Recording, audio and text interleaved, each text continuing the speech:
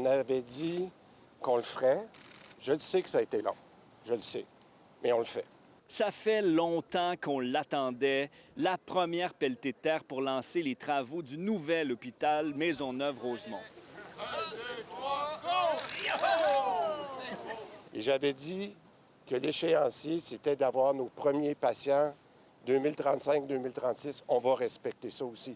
Puis même, je le dis souvent, on va essayer d'aller un petit peu plus vite. On dit aujourd'hui que c'est le début du plus grand chantier au Québec.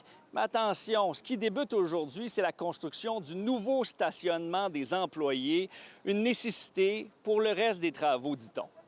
Car pour libérer l'espace nécessaire pour construire le futur hôpital, il faut d'abord déménager le stationnement des employés. Le processus, il est clair, là. Une fois que le stationnement est commencé, il y a un processus d'appel d'offres qui va aller, parce que là, c'est important de dire que le stationnement devrait être complété au plus tard printemps 2027, mais il y a des étapes intérimaires. On fait plusieurs choses en parallèle.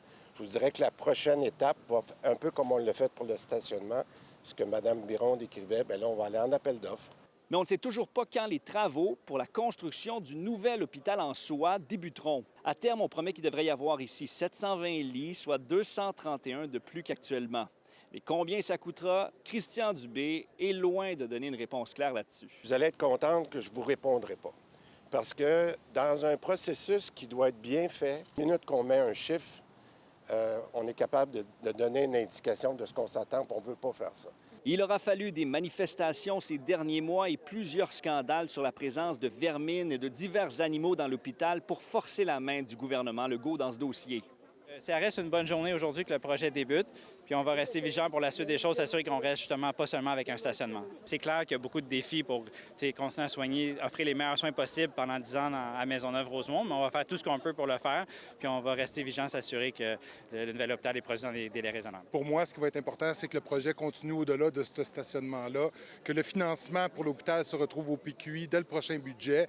Là, peut-être que je vais être en train de sabrer le champagne, mais pour le moment, on fait égal de notre côté. Il y a l'inconnu, quand je vous parle du PQI, c'est le plan québécois en infrastructure. L'argent n'est toujours pas là pour l'hôpital. Lui, il dit qu'il est là, il dit qu'il est prévu quelque part. Allez vérifier le PQI, vous allez voir qu'il n'est pas là.